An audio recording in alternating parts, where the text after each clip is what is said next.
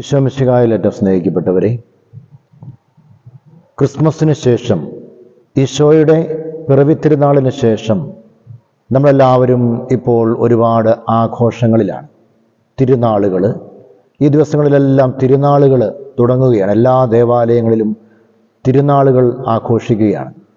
ഈ ആഘോഷങ്ങളെല്ലാം വിരൽ ചൂണ്ടുന്നത് ജനുവരി 6-നുള്ള ഈശോയുടെ ദനഹ തിരുനാളിലേക്കാണ്. ദനഹ അല്ലെങ്കിൽ എപ്പിഫനി എന്ന വാക്കിൻ്റെ അർത്ഥം പ്രത്യക്ഷീകരണം, വെളിപാട് അല്ലെങ്കിൽ വെളിപ്പെടുത്തുക എന്നൊക്കെയാണ്. ഈശോ ഈ ലോകത്തിലേക്ക് വന്നു. ആ ഈശോയെ ലോകത്തിന് വെളിപ്പെടുത്തുന്നവരെയെല്ലാം നമ്മൾ ഈ കാലഘട്ടത്തിൽ അനുസ്മരിക്കുകയാണ്. എൻ്റെ ചെറുപ്പകാലത്ത് ഞാൻ ഓർത്തിരുന്നത്, എന്തുകൊണ്ടാണ് ഈ തിരുനാളുകളെല്ലാം ഈ ജനുവരി ഫെബ്രുവരി മാസത്തിൽ നടക്കുന്നത്? അതിന് ഞാൻ തന്നെ ഒരു ഉത്തരം കണ്ടെത്തി. നോമ്പ് ആഘോഷിക്കുന്നതിന് മുമ്പ്, നോമ്പുകാലം വരുന്നതിന് മുമ്പ് തിരുനാളുകളെല്ലാം എല്ലാ ദേവാലയത്തിലും ആഘോഷിച്ച് തീർക്കണം. നോമ്പുകാലം തുടങ്ങിയാൽ ആഘോഷങ്ങളൊന്നും പാടില്ല. നോമ്പുകാലം തുടങ്ങിയാൽ നമ്മൾ നോമ്പിൻ്റെ അരൂപിലാണ്, അവിടെ ആഘോഷങ്ങൾ പാടില്ല. അതുകൊണ്ട് തിരുനാളുകളെല്ലാം ഈ ജനുവരി ഫെബ്രുവരി മാസത്തിൽ എത്രയും വേഗം എല്ലാ പള്ളികളിലും ആഘോഷിച്ച് തീർക്കുകയാണ് എന്നായിരുന്നു. എന്നാൽ പിന്നീട് അതേക്കുറിച്ച് പഠിക്കുമ്പോഴാണ് മനസ്സിലാകുന്നത്, നോമ്പിന് മുമ്പ് പെരുന്നാളുകളെല്ലാം ആഘോഷിച്ച് തീർക്കുകയല്ല, മറിച്ച് ഈ തിരുനാളുകളെല്ലാം വിരൽ ചൂണ്ടുന്നത് ദനഹ തിരുനാളിലേക്കാണ്. ഈശോയുടെ ദനഹ തിരുനാൾ, ഈശോയുടെ മാമോദീസ, എപ്പിഫനി എന്ന വാക്കാണ്. എപ്പിഫനി തിരുനാളാണ് ലാറ്റിൻ സഭക്കാർ ആഘോഷിക്കുന്നത്. എപ്പിഫനിയിൽ അവിടെ ഈശോ 3 രാജാക്കന്മാർ ഈശോയുടെ അടുക്കലേക്ക് വരുന്നു. ഈശോയെ അവർക്ക് വെളിപ്പെടുത്തുന്നു. ആ വെളിപാട് മൂലം 3 രാജാക്കന്മാർ പിന്നീട് അവരുടെ ദേശങ്ങളിലേക്ക് പോയി ഈശോയെ അവർക്ക് വെളിപ്പെടുത്തുകയാണ്. ഈശോയെ മറ്റുള്ളവർക്ക് കാണിച്ചു കൊടുക്കുകയാണ്. അതാണ് എപ്പിഫനി ലാറ്റിൻ സഭയിൽ ആഘോഷിക്കുന്നത്. എന്നാൽ സുറിയാനി സഭയിൽ എപ്പിഫനി ആഘോഷിക്കുന്ന ഈശോയുടെ മാമോദീസായുമായിട്ട് ബന്ധപ്പെട്ടാണ്. ഈശോയുടെ മാമോദീസായിൽ ഈശോയെ ആദ്യമായിട്ട് വെളിപ്പെടുത്തുന്നത് പിതാവും പരിശുദ്ധാത്മാവുമാണ്. ഈശോ മാമോദീസ സ്വീകരിക്കുമ്പോൾ പിതാവ് തൻ്റെ സ്വരത്താലും പരിശുദ്ധാത്മാവ് പ്രാവിൻ്റെ രൂപത്തിലും അവൻ്റെ മേൽ വരുന്നു. പിതാവിൽ നിന്ന് ഒരു സ്വരമുണ്ടായി, ഇവൻ എൻ്റെ പ്രിയപുത്രൻ, ഇവനിൽ ഞാൻ പ്രസാദിച്ചിരിക്കുന്നു എന്ന ഒരു വാക്കും. അതായത് പിതാവ് ഈശോയെ ലോകത്തിന് വെളിപ്പെടുത്തുകയാണ്. പിതാവ് തൻ്റെ സ്വരത്തിലൂടെ ഈശോയെ ലോകത്തിന് വെളിപ്പെടുത്തുന്നു. പരിശുദ്ധാത്മാവ് തൻ്റെ സാന്നിധ്യം കൊണ്ട് ഈശോയെ ലോകത്തിന് വെളിപ്പെടുത്തുകയാണ്. അവിടെ ത്രിത്വത്തിൻ്റെ ഒരു കൂട്ടായ്മ ഈശോയുടെ മാമോദീസായുടെ സമയത്ത് ഉണ്ടാകുന്നതോടൊപ്പം തന്നെ മറ്റൊരു വലിയ സത്യമാണ് പിതാവിൻ്റെ വെളിപ്പെടുത്തൽ. പിതാവ് പുത്രനെ ലോകത്തിലേക്ക് വെളിപ്പെടുത്തുകയാണ്. അതുകൊണ്ട് പൗരസ്ത്യ സുറിയാനി സഭയിൽ ഏറ്റവും ആഘോഷമായ അല്ലെങ്കിൽ ഏറ്റവും പ്രാധാന്യമർഹിക്കുന്ന ഒരു തിരുനാളാണ് ഈ ദനഹ തിരുനാൾ. ഈശോയുടെ മാമോദീസ ദിവസത്തിൽ നടത്തുന്ന ദനഹ തിരുനാൾ ജനുവരി 6-ാം തീയതി നടത്തുന്നത്. അതുമായിട്ട് ബന്ധപ്പെട്ടാണ് മറ്റെല്ലാ തിരുനാളും കേന്ദ്രീകരിച്ചിരിക്കുന്നത്. ഈശോയെ ലോകത്തിൽ വെളിപ്പെടുത്തിയ ആളുകളെ എല്ലാം ദനഹ തിരുനാളിൽ അനുസ്മരിക്കുകയാണ്. ഈശോയെ ഏതെല്ലാം രീതിയിൽ ലോകത്തിന് ആളുകൾ വെളിപ്പെടുത്തിയോ അവരെയെല്ലാം പ്രത്യേകമായിട്ട് പൗരസ്ത്യ സുറിയാനി സഭ, അതിൽപ്പെട്ട സീറോ മലബാർ സഭ അനുസ്മരിക്കുകയാണ് ചെയ്യുന്നത്. നമുക്കതിൻ്റെ ഓരോ ആഴ്ചയിലുമുള്ള തിരുനാളിനെ കുറിച്ച് ചിന്തിച്ചാൽ, ഏറ്റവും ആദ്യത്തെ വെള്ളിയാഴ്ച, ദനഹ തിരുനാൾ കഴിഞ്ഞു വരുന്ന ആദ്യത്തെ വെള്ളിയാഴ്ച നമ്മൾ ആഘോഷിക്കുന്നത് ആദ്യമായി ഈശോയെ മറ്റുള്ളവർക്ക് വെളിപ്പെടുത്തിയ സ്നാപക യോഹന്നാൻ്റെ തിരുനാളാണ്. സ്നാപക യോഹന്നാൻ വന്ന ഈശോയെക്കുറിച്ച് പ്രസംഗിച്ചു. അവന് ഈശോയ്ക്ക് വഴിയൊരുക്കുവാൻ വന്ന വ്യക്തിയാണ് സ്നാപക യോഹന്നാൻ എന്നാണ് പറഞ്ഞത്. വഴിയൊരുക്കുവാൻ, കർത്താവിന് വഴിയൊരുക്കുവാൻ മരുഭൂമിയിൽ വിളിച്ചു പറയുന്നതിൻ്റെ ശബ്ദം മാത്രമാണ് ഞാനെന്ന് സ്നാപകയോഹന്നാൻ പറഞ്ഞു. സ്നാപകയോഹന്നാൻ തൻ്റെ ജീവിതം കൊണ്ട് ഈശോയെ മറ്റുള്ളവർക്ക് വെളിപ്പെടുത്തി കൊടുക്കുകയാണ്. എൻ്റെ പിന്നാലെ വരുന്നവൻ, അവൻ്റെ ചെരുപ്പിൻ്റെ വള്ളി അഴിക്കാൻ പോലും ഞാൻ യോഗ്യനല്ല. അവനാണ് ലോകത്തിൻ്റെ പാപങ്ങൾ നീക്കുന്ന ദൈവത്തിൻ്റെ കുഞ്ഞാണ്, അവനെയാണ് നിങ്ങൾ അനുഗമിക്കേണ്ടത്. ഇപ്രകാരമെല്ലാം സ്നാപക യോഹന്നാൻ ഈശോയെ മറ്റുള്ളവർക്ക് വെളിപ്പെടുത്തി കൊടുക്കുമ്പോൾ, ഈശോ ഈ ലോകത്തിലേക്ക് വന്നപ്പോൾ ഈശോയെ മറ്റുള്ളവർക്ക് വെളിപ്പെടുത്തി കൊടുത്തിയ ആ സ്നാപക യോഹന്നാന്റെ തിരുനാൾ ഏറ്റവും പ്രധാനമായിട്ട് പൗരസ്ത്യ സഭ കാണുന്നു. അതുകൊണ്ടാണ് ഒന്നാമത്തെ വെള്ളിയാഴ്ച തന്നെ സ്നാപക യോഹന്നാന്റെ തിരുനാൾ ആഘോഷിക്കുന്നത്. അതുപോലെ രണ്ടാമത്തെ വെള്ളിയാഴ്ച ഈശോയെ ലോകത്തിന് വെളിപ്പെടുത്തിയ ആദ്യത്തെ സഭയുടെ തലവനായ പരിശുദ്ധ മാർപ്പാപ്പയായ പത്രോസിനെയും അതുപോലെ വിജാതീയരുടെ അപ്പസ്തോലന്, വിജാതീയർക്ക് ഈശോയെ വെളിപ്പെടുത്തിയ പൗലോസ് അപ്പസ്തോലനെയുമാണ് രണ്ടാമത്തെ വെള്ളിയാഴ്ച സഭ ഓർക്കുന്നത്. പത്രോസ് പൗലോസ് ശ്ലീഹന്മാരുടെ തിരുനാളാണ് രണ്ടാമത്തെ വെള്ളിയാഴ്ച നടക്കുന്നത്. അവരുടെ പ്രസംഗം വഴി, അവരുടെ ജീവിത സാക്ഷ്യം വഴി ആദ്യ നൂറ്റാണ്ട് മുതൽ ഈശോയുടെ ഉത്ഥാനത്തിന് ശേഷം ആ ദിവസങ്ങൾ തൊട്ട് അവർ ഈശോയ്ക്ക് സാക്ഷ്യം വഹിക്കുന്നതായിട്ടാണ് നമ്മൾ കാണുന്നത്. പത്രോസ് അല്പനേരത്തേക്കൊക്കെ ഈശോയെ വിട്ടുപോയി എങ്കിലും ഈശോയെ ഉപേക്ഷിച്ചിരുന്നില്ല. അവൻ്റെ വിശ്വാസത്തിൽ അല്പം ആടി ഉഴച്ചിലൊക്കെ ഉണ്ടായി. എന്നാൽ പശ്ചാത്തപിച്ച് തിരിച്ചു വരുന്ന പത്രോസിനെ ഈശോ സഭയുടെ തലവനായിട്ട് തന്നെ നിയമിച്ചു. അതുകൊണ്ടാൽ ഈശോയാൽ നിയമിക്കപ്പെട്ട സഭയുടെ ആദ്യത്തെ അധികാരി, അപ്പസ്തോലന്മാരിൽ പ്രധാനൻ, അപ്പസ്തോലന്മാരുടെ തലവൻ, അതെല്ലാം രീതിയിലാണ് സഭയുടെ തലവനായി വിശുദ്ധ പത്രോസിനെ അനുസ്മരിക്കുന്നത്. പത്രോസ് തൻ്റെ ജീവിതത്തിലൂടെ ഈശോയ്ക്ക് സാക്ഷ്യം വഹിച്ചു. അവസാനം പീഡനത്തിന് വിട്ടുകൊടുത്തുകൊണ്ട് എൻ്റെ കർത്താവ് മരിച്ചതുപോലെ എനിക്ക് മരിക്കേണ്ട, എന്നെ തലകീഴായി കുരിശിൽ തറച്ചോളാൻ പറഞ്ഞ് സധൈര്യം മറ്റുള്ളവരുടെ അടുക്കിലേക്ക് ഇറങ്ങി വന്ന പത്രോസിനെ നമ്മൾ അറിയുന്നത്. അതുപോലെ തന്നെയാണ് വിജാതീയരുടെ അപ്പസ്തോലനായ പൗലോസ് ശ്ലീഹായും. പൗലോസ് ശ്ലീഹ ഈശോയുടെ സഭയെ പീഡിപ്പിച്ച വ്യക്തിയായിരുന്നു. ഈശോയെ ആരെങ്കിലും വിശ്വസിച്ചാൽ അവനെതിരെ കുറ്റപത്രമുണ്ടാക്കി അവനെ കൊല ചെയ്യുവാനായിട്ട് രാജാക്കന്മാരിൽ നിന്ന് പത്രം സ്വീകരിച്ച വ്യക്തിയായിരുന്നു. തീഷ്ണമതിയായ ഒരു യഹൂദനായിരുന്നു പൗലോസ്. തൻ്റെ മതത്തോടുള്ള തീഷ്ണതയാൽ ക്രിസ്ത്യാനികളെ പീഡിപ്പിക്കുവാനായിട്ട് ഇറങ്ങിപ്പുറപ്പെട്ട സാവൂൾ എന്ന പ്രീശനെ ഈശോ തന്നെയാണ് മാനസാന്തരപ്പെടുത്തിയത്. ഈശോ സ്വർഗത്തിൽ നിന്ന് അവന് പ്രത്യക്ഷപ്പെട്ടുകൊണ്ട്, സാവൂൾ, നീ എന്തിനാണ് എന്നെ പീഡിപ്പിക്കുന്നത് എന്ന് ചോദിച്ചു. അപ്പോൾ സാവൂൾ ചോദിച്ച മറുപടി, കർത്താവേ, അങ്ങ് ആരാണ്? സാവൂൾ ഒരിക്കലും ഈശോയെ പീഡിപ്പിച്ചിട്ടില്ല. സാവൂൾ പീഡിപ്പിച്ചത് ക്രിസ്ത്യാനികളെയാണ്, ആദിമ ക്രിസ്തീയ സമൂഹത്തെയാണ് സാവൂൾ പീഡിപ്പിച്ചത്. എന്നാൽ ഈശോ ചോദിക്കുന്നത്, സാവൂൾ, നീ എന്തിനാണ് എന്നെ പീഡിപ്പിക്കുന്നത് എന്നാണ്. അപ്പോൾ സാവൂൾ പറഞ്ഞു, കർത്താവേ, അങ്ങ് ആരാണ്? ഈശോ പറഞ്ഞു, നീ പീഡിപ്പിക്കുന്ന ഈശോയാണ് ഞാൻ. അവിടെയാണ് വിശുദ്ധ പൗലോസ് അപ്പസ്തോലന്റെ, സാവൂളായിരുന്ന വിശുദ്ധ പൗലോസ് അപ്പസ്തോലന്റെ ജീവിതത്തിൽ വന്ന ഒരു മാനസാന്തരം. ആ മാനസാന്തരത്തെക്കുറിച്ച് പൗലോസ് ശ്ലീഹ തന്റെ ലേഖനത്തിലും ഒക്കെ പറയുന്നുണ്ട്.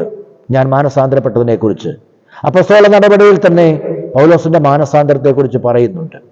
അതുവരെ ഈശോയുടെ സഭയെ പീഡിപ്പിച്ചിരുന്ന സാവൂൾ എന്ന പ്രീശൻ ഏറ്റവും കൂടുതൽ ഈശോയെ സാക്ഷ്യം വഹിക്കുന്ന, ഈശോയെക്കുറിച്ച് പ്രസംഗിക്കുന്ന പൗലോസ് അപ്പസ്തോലനായി തീർന്നു. ഈ രണ്ട് പ്രമുഖ വ്യക്തികളുടെ, വിജാതീയരുടെ അപ്പസ്തോലനായ വിശുദ്ധ പൗലോസിനെയും സഭയുടെ തലവനായ വിശുദ്ധ പത്രോസിനെയുമാണ് രണ്ടാമത്തെ ആഴ്ചയിൽ, ദനഹ തിരുനാളിൻ്റെ രണ്ടാമത്തെ ആഴ്ചയിൽ അനുസ്മരിക്കുന്നത്. എന്നാൽ മൂന്നാമത്തെ ആഴ്ചയിൽ അനുസ്മരിക്കുന്നത് ഈശോയ്ക്ക് സാക്ഷ്യം വഹിച്ച 4 സുവിശേഷകരെയാണ്.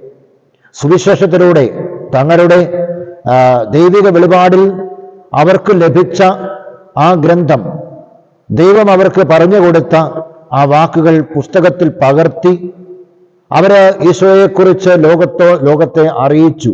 അങ്ങനെ തങ്ങളുടെ രചനയിലൂടെ ലോകത്തെ അറിയിച്ച ആ 4 സുവിശേഷകരെയാണ് മൂന്നാമത്തെ ആഴ്ചയിൽ സഭ അനുസ്മരിക്കുന്നത്.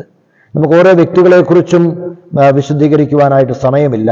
അതുകൊണ്ട് ഈ 4 സുവിശേഷകരുടെ തിരുനാള്, മത്തായി, മർക്കോസ്, ലൂക്ക, യോഹന്നാൻ എന്നീ 4 സുവിശേഷകരുടെ തിരുനാള് മൂന്നാമത്തെ ആഴ്ചയിൽ, ദനഹാ തിരുനാളിൻ്റെ മൂന്നാമത്തെ ആഴ്ചയിൽ നമ്മൾ ആഘോഷിക്കുന്നു. എന്നാൽ 4ാമത്തെ ആഴ്ചയിൽ സഭയെ അനുസ്മരിക്കുന്നത് ഈശോയുടെ സുവിശേഷം മറ്റുള്ളവരുടെ മുമ്പിൽ പ്രഘോഷിച്ചതിൻ്റെ പേരിൽ ആദ്യമായിട്ട് രക്തസാക്ഷിയായി തീർന്ന എസ്തഫാനോസിനെ തന്നെയാണ്. എസ്തഫാനോസും ഈശോയെ പോലെ പ്രാർത്ഥിച്ചു, കർത്താവേ ഇവരോട് ക്ഷമിക്കണമേ എന്ന് തന്നെ പീഡിപ്പിച്ചവർക്ക് വേണ്ടി പ്രാർത്ഥിച്ച ഏറ്റവും നിർമ്മലനായ ഒരു നിഷ്കളങ്കനായ ചെറുപ്പക്കാരൻ. മറ്റുള്ളവരെ ശുശ്രൂഷിക്കുവാനായിട്ട് ഡീക്കൻ ആയി അപ്പസ്തോലന്മാര് തങ്ങളുടെ കൈവെപ്പിലൂടെ ശമാശനായി മാറ്റി നിർത്തപ്പെട്ട 7 ഡീക്കന്മാരിൽ ഒരുവനായിരുന്നു എസ്തഫാനോസ്. ആ എസ്തഫാനോസിനെ ആദ്യമായിട്ട് ഈശോയ്ക്ക് വേണ്ടി രക്തസാക്ഷിത്വം വഹിച്ച സഭയുടെ ആദ്യത്തെ രക്തസാക്ഷിയായ എസ്തഫാനോസിനെയാണ് 4ാമത്തെ ആഴ്ചയിൽ അനുസ്മരിക്കുന്നത്. 5ാമത്തെ ആഴ്ചയിൽ, ദനഹാ തിരുനാളിൻ്റെ 5ാമത്തെ ആഴ്ചയിൽ സഭ അനുസ്മരിക്കുന്നത് സഭയുടെ നെടുന്തൂണുകളായ സഭാപിതാക്കന്മാരെയാണ്. സഭാപിതാക്കന്മാരാണ് സുവിശേഷങ്ങൾക്ക് വിശുദ്ധീകരണം നൽകിയത്. സഭാപിതാക്കന്മാർ ഈശോയുടെ കാലത്തും അപ്പസ്തോലന്മാരുടെ കാലത്തും ജീവിച്ചിരുന്ന വ്യക്തികളാണ്. ഈശോയെ ഏറ്റവും അടുത്തറിഞ്ഞ വ്യക്തികളാണ് സഭാപിതാക്കന്മാർ.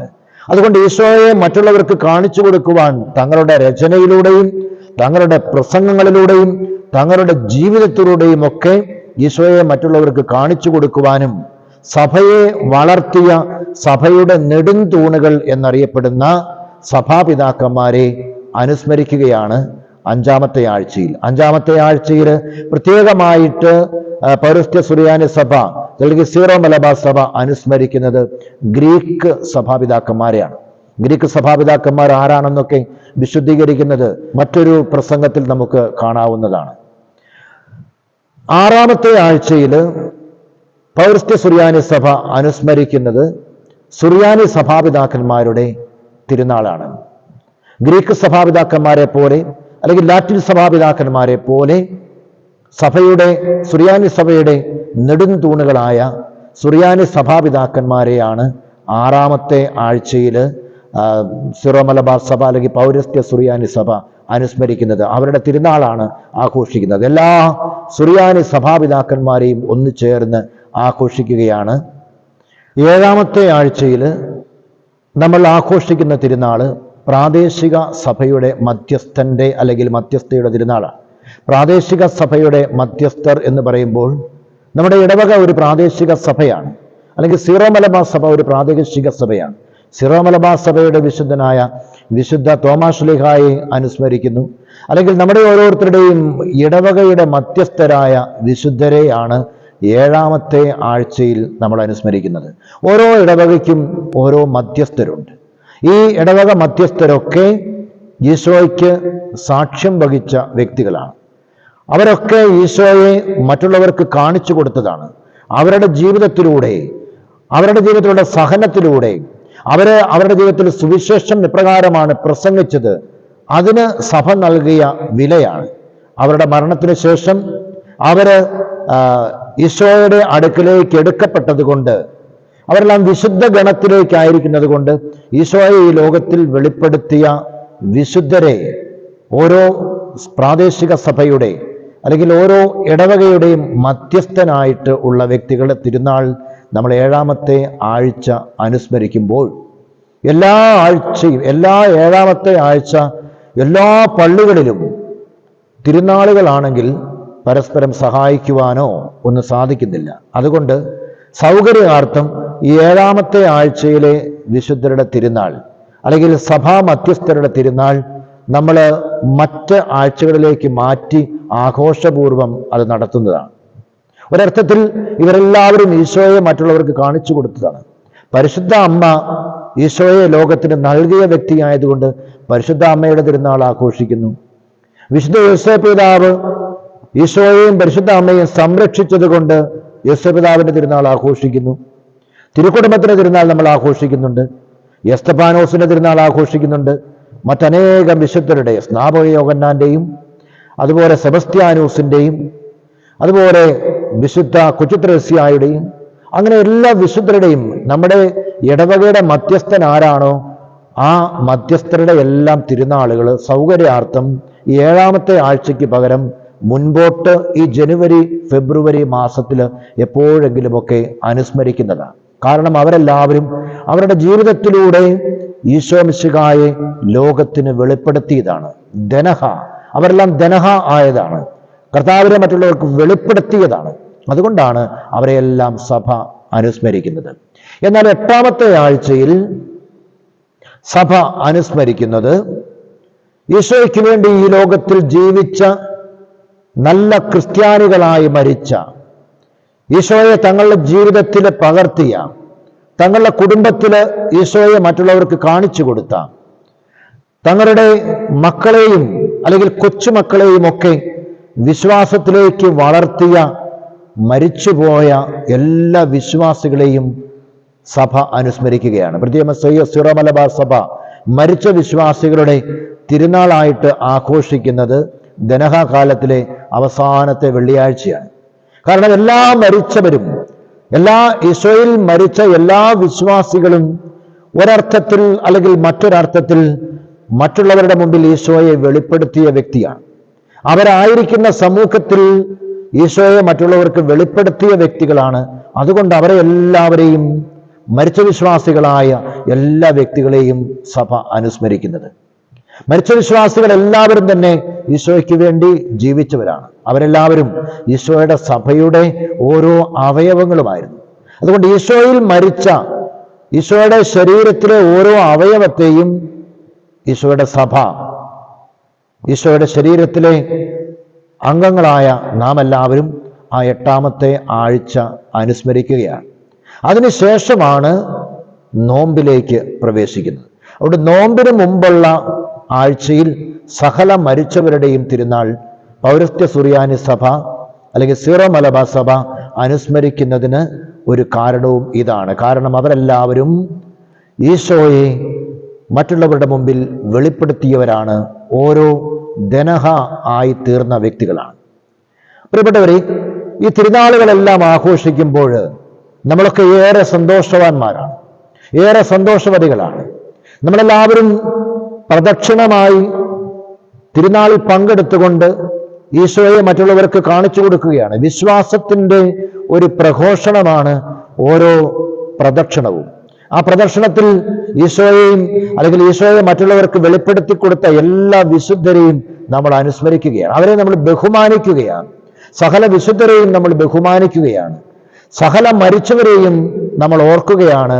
അവർക്ക് വേണ്ടി പ്രാർത്ഥിച്ചുകൊണ്ട് നമ്മൾ ഒന്നു ചേർന്ന് അവർക്ക് വേണ്ടി വിശുദ്ധ കുർബാന അർപ്പിച്ച് ഒന്നു ചേർന്നവരെ ഓർക്കുന്ന ഈ കാലഘട്ടത്തിൽ, ദനഹ തിരുനാളിൽ നമ്മളെല്ലാവരും, ജീവിച്ചിരിക്കുന്ന നമ്മളെല്ലാവരും നമ്മുടെ സമൂഹത്തിൽ മറ്റുള്ളവർക്ക് ദനഹ ആയി തീരേണ്ടതാണ്. ഈശോ മിശിഹായെ മറ്റുള്ളവർക്ക് വെളിപ്പെടുത്തി കൊടുക്കേണ്ടവരാണ്. ഈശോ മിശിഹായെ മറ്റുള്ളവർക്ക് നമ്മുടെയൊക്കെ ജീവിതത്തിലൂടെ വെളിപ്പെടുത്തി കൊടുക്കുവാൻ സാധിക്കുന്നില്ല എങ്കിൽ നമുക്ക് യഥാർത്ഥത്തിൽ ഒരു ദനഹ ആയി തീരുവാനായിട്ട് സാധിക്കുകയില്ല. അതുകൊണ്ട് നമ്മൾ ജീവിക്കുന്ന ചുറ്റുപാടിൽ മാതാപിതാക്കൾ തങ്ങളുടെ ജീവിതത്തിലൂടെ മക്കൾക്ക് ഈശോയെ വെളിപ്പെടുത്തി കൊടുക്കുകയാണ്. അവരുടെ സഹനത്തിലൂടെ, അവരുടെ പരസ്പരമുള്ള സ്നേഹത്തിലൂടെ, അവരുടെ പരസ്പരമുള്ള അനുസരണത്തിലൂടെ, അവരുടെ ജീവിത മാതൃകയിലൂടെ മക്കൾക്കും തങ്ങൾക്ക് ചുറ്റുമുള്ള വ്യക്തികൾക്കും ഈശോയെ വെളിപ്പെടുത്തി കൊടുക്കുകയാണ്. ഇതാണ് ഈശോ. ഈശോ സ്നേഹമാണ്, ദൈവം സ്നേഹമാണ് എന്ന് തങ്ങളുടെ കുടുംബത്തിലെ സ്നേഹത്തിലൂടെ മറ്റുള്ളവർക്ക് വെളിപ്പെടുത്തി കൊടുക്കുകയാണ് ഓരോ മാതാപിതാക്കളും. ഓരോ മക്കളും ദൈവത്തിൻ്റെ ഇഷ്ടം അനുസരിച്ച് മാതാപിതാക്കൾക്ക് വിധേയപ്പെട്ട് അനുസരണയിലും എളിമയിലും വളരുമ്പോൾ അവർ ഈശോയ്ക്ക് സാക്ഷ്യം വഹിക്കുക തന്നെയാണ് ചെയ്യുന്നത്. ഈശോ വളർന്നതുപോലെ പ്രായത്തിലും ജ്ഞാനത്തിലും ദൈവത്തിൻ്റെയും മനുഷ്യരുടെയും സംപ്രീതിയിൽ വളരുകയാണ് ഓരോ മക്കളും ചെയ്യുന്നത്. മാതാപിതാക്കളെ അനുസരിക്കുമ്പോൾ മറ്റ് കുടുംബത്തിലുള്ളവര് ചിലപ്പോഴൊക്കെ പറയും, ആ കുടുംബത്തിലെ മക്കൾ അവരെത്ര അനുസരണയുള്ളവരാണ്, അവർ മാതാപിതാക്കളെ അനുസരിക്കുന്നു. അതേസമയം അവർ മറ്റുള്ളവരുടെയും നമ്മുടെ അയൽപക്കക്കാരെയും നമ്മുടെ സമൂഹത്തിലുള്ളവരുടെയും സംപ്രീതിക്ക് പാത്രമായിട്ടാണ് അവർ വളരുന്നത്. അങ്ങനെ ദൈവത്തിൻ്റെയും മനുഷ്യരുടെയും സംപ്രീതിക്ക് പാത്രമായി വളരുന്ന ഓരോ മക്കളും ഒരു ദനഹ ആയിത്തീരുകയാണ്. ഈശോയെ വെളിപ്പെടുത്തുന്ന മക്കളായിത്തീരുകയാണ്. അതേസമയം ദനഹ എന്ന ആഘോഷത്തിന്, ദനഹ തിരുനാളിന് നമ്മുടെ പാരമ്പര്യമനുസരിച്ച്, സുറിയാനി കത്തോലിക്ക പാരമ്പര്യമനുസരിച്ച് അതിന് 2 പേരുകൾ കൂടിയുണ്ട്. ഒന്നാമതായിട്ട് പിണ്ടികുത്തി തിരുനാൾ എന്ന് പറയുന്നുണ്ട്. അതുപോലെ തന്നെ രാക്കുളി തിരുനാൾ എന്നും പറയുന്നുണ്ട്. എന്താണ് ഈ പിണ്ടികുത്തി തിരുനാളും എന്താണ് ഈ രാക്കുളി തിരുനാളും ഒക്കെ? നമ്മുടെ പാരമ്പര്യമനുസരിച്ച് ദനഹ തിരുനാളിന് തലേ രാത്രി നമ്മുടെ പൂർവ്വപിതാക്കന്മാർ വാഴപ്പിണ്ടിയിൽ തിരികൾ കുത്തിക്കൊണ്ട്, തിരുനാളം തെളിച്ചുകൊണ്ട് ആ തിരുനാളത്തിന് ചുറ്റും, ആ വാഴപ്പിണ്ടിക്ക് ചുറ്റും കറങ്ങി നടന്ന് ഏൽ പയ്യ, ദൈവം പ്രകാശമാകുന്നു എന്ന് പ്രഘോഷിക്കുമായിരുന്നു. അങ്ങനെ ഒരു ആചാരമുണ്ടായിരുന്നു. അതുകൊണ്ടാണ് ഇതിനെ പിണ്ടികുത്തി തിരുനാൾ എന്ന് പറയുന്നുണ്ട്. ആ ആചാരങ്ങളൊക്കെ ഇപ്പോൾ മൺമറഞ്ഞു പോയി. അതൊക്കെ നമ്മൾ ചരിത്രത്തിൽ നിന്ന് വായിച്ച് മനസ്സിലാക്കുവാനേ സാധിക്കുകയുള്ളൂ. മറ്റൊന്ന് രാക്കുളി തിരുനാൾ എന്നാണ്. മുൻകാലങ്ങളിൽ നമ്മുടെ പൂർവ്വപിതാക്കന്മാർ ഈശോയുടെ മാമോദീസായെ അനുസ്മരിച്ചുകൊണ്ട് പ്രത്യേകമായിട്ട് തയ്യാറാക്കിയ ജലാശയങ്ങളിൽ പോയി മുങ്ങിക്കുളിച്ചിരുന്നു. ദനഹ തിരുനാളിൻ്റെ രാത്രിയിൽ അവരെല്ലാവരും പോയി മുങ്ങിക്കുളിച്ചിരുന്നു. ആ ആചാരത്തിനാണ് രാക്കുളി തിരുനാൾ എന്ന് പറയുന്നത്. ഇതെല്ലാം പൗരസ്ത്യ കത്തോലിക്ക സഭയുടെ, നമ്മുടെ സിറോ മലബാർ സഭയുടെ ആദ്യ നാളുകളിൽ ഉണ്ടായിരുന്ന ആചാരങ്ങളാണ്. അതുകൊണ്ട് ഈ ആചാരങ്ങളിലെല്ലാം നമ്മൾ ഈശോയെ മറ്റുള്ളവർക്ക് വെളിപ്പെടുത്തുകയാണ്. ദനഹ തിരുനാളിലൂടെ നമ്മളും ലോകത്തോട് പ്രഘോഷിക്കുകയാണ് ദൈവത്തിൻ്റെ പുത്രനായ മിശിഹ ഈ ലോകത്തിലേക്ക് വന്നത് നമ്മളെ രക്ഷിക്കുവാനാണ്. അങ്ങനെ നമ്മളും നമ്മെ കൊണ്ടാവുന്ന രീതിയിൽ ഈശോയ്ക്ക് സാക്ഷ്യം വഹിക്കുമ്പോൾ, ഈശോയ്ക്ക് മറ്റുള്ളവരുടെ മുമ്പിൽ ഈശോയെ വെളിപ്പെടുത്തി കൊടുക്കുമ്പോൾ നമ്മളെല്ലാവരും യഥാർത്ഥ ദനഹകളായിത്തീരുന്നു. ഈശോ നമ്മെ അനുഗ്രഹിക്കട്ടെ. പിതാവിൻ്റെയും പുത്രൻ്റെയും പരിശുദ്ധാത്മാവിൻ്റെയും നാമത്തിൽ ആമേൻ.